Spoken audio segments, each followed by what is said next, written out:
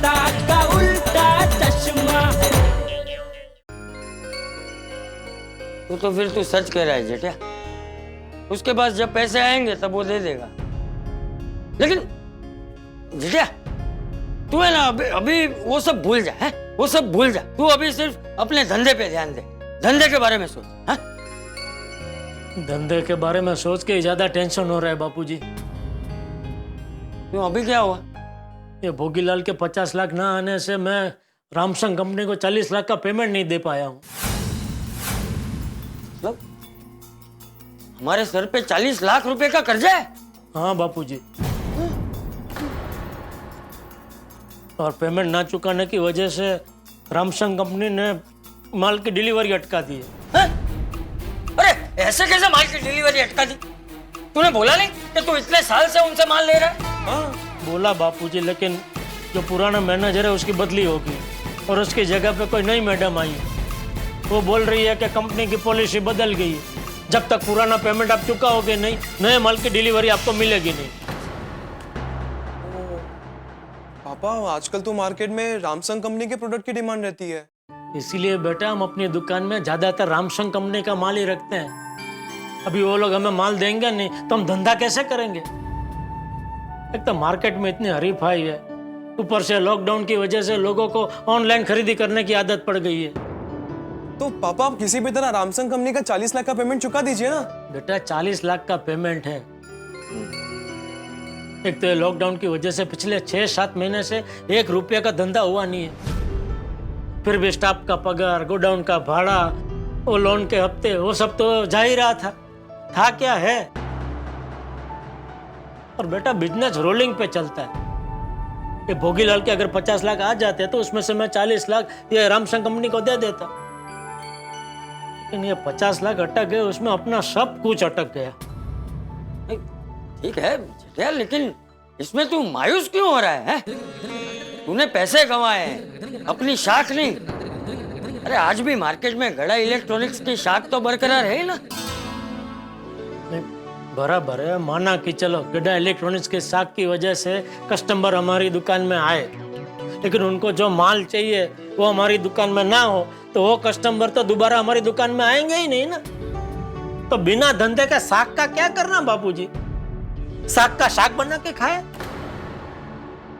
तो जेठिया तूने अभी क्या सोचा है? क्या करना है तुझे? मुझे तो अभी ऐसा लग रहा है कि दुकान बेच देते हैं। क्या बोला तू? दुकान बेच देते हैं? ये क्या बोल रहा है तू? हाँ बापूजी, दुकान बेच के जो भी कर्जा है वो उतार देते हैं और फिर गांव चले जाते हैं। और गांव जाके करेगा क्या तू? खेती? हाँ तो क्या है? सुबह 9 बजे से पहले तो तेरी आंख खुलती नहीं है। अभी क्या वहां जाकर मुझसे खेती करवाएगा? कल पकड़ जो ढांडो, दुकान बेच देते हैं ना, गांव चले जाते हैं ना। अरे तू दुकान बेच देगा तो नट्टू, बाघा, मगन इन सब का क्या होगा? ये सोचा है तूने? वो लोग कहाँ जाएंगे? तो अभी आप ही बताइए बापूजी, क्या करूं? 40 लाख कहां से लाऊं? पापा हम बैंक से लोन नहीं ले सकते? नहीं ले सकते बेटा, पहले ही 2 लोन हमारी चालू है। तो पापा दुकान बेचने के अलावा और कोई रास्ता नहीं है? और कोई रास्ता नहीं है बेटा। अरे क्या जेठिया और कोई रास्ता नहीं है? रास्ता है। और क्या रास्ता है बापूजी? मैं। आप? हाँ, अरे जेठिया मेरे पास सोने का टुकड़ा है, सोने का टुकड़ा। सोने का टुकड़ा मतलब? अरे हमारी बचाव की जमीन। अरे जरा सोच, हमारी जमीन हाईवे टच है और अब तो वहां विकास भी बहुत हो गया है। अरे उसे खरीदने के लिए मुझे रोज फोन आते हैं। अरे उसे तो कोई आधी रात को भी खरीद लेगा। ठीक है, मैं क्या कहता हूँ, तू वो जमीन बेच दे है और अपना उधार चुका दे। नहीं नहीं बापूजी, वो जमीन तो हमारे दादा परदादाओं के समय से है, उसे हम कैसे बेच सकते हैं? अरे क्यों नहीं बेच सकते? बापूजी वो जमीन हमारे पुरखों की निशानी है बापूजी। नहीं नहीं, वो जमीन हमें नहीं बेचनी है। हाँ हाँ हाँ दादाजी, वो जमीन हमें नहीं बेचनी है। अरे देखो, माना कि उस जमीन से हमारी भावनाएं जुड़ी हुई है, लेकिन जेठे तू है ना जज्बाती होकर सोच रहा है, और जीवन में है ना कभी भी कोई भी निर्णय जज्बाती होकर नहीं लेना चाहिए।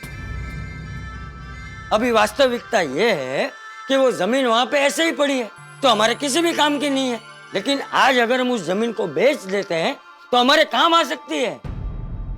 तो दादाजी वो जमीन बेच के जो पैसे आएंगे उससे पापा के सारे प्रॉब्लम सॉल्व हो जाएंगे। हाँ हाँ बेटा, सारे प्रॉब्लम दूर हो जाएंगे। नहीं नहीं बापूजी, फिर भी मेरा मन नहीं मान रहा है। वो जमीन हमारी धरोहर है बापूजी। आप एक मिनट इधर आ।